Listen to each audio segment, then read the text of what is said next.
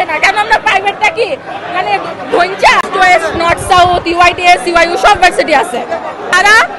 তারা যে দলটা গঠন করেছে 28 তারিখে বলছে তারা ঘোষণা করবে দল নতুন গঠনের, এই দলে তারা আমাদের কোনো প্রাইভেট ভার্সিটির কাউকে রাখে নাই। তাদেরকে রিকোয়েস্ট করতে হচ্ছে আমাদের প্রাইভেট ভার্সিটির যে আমরা কোথায়, আমরা কেন রিকোয়েস্ট করবো? আন্দোলনে কি আমরা ছিলাম না? তারা কোনো কিছুই করেনি, তারা দাবি কেন্দ্রিক, তারা নিজদের হচ্ছে মানুষজন নিচ্ছে, তারা নিজেরা শাসনভার নিচ্ছে, তারা কোনো কিছুই হস্তান্তর করতে চাচ্ছে না, তারা পাবলিকের বাইরে যেতে চাচ্ছে না কেন? আমরা প্রাইভেটটা কি মানে ধৈঞ্চা তারা কি আমাদের কাইডনা দেয়া দিবে?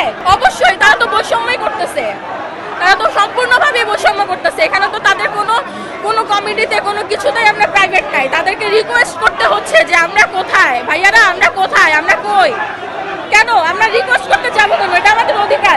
তারা যদি 15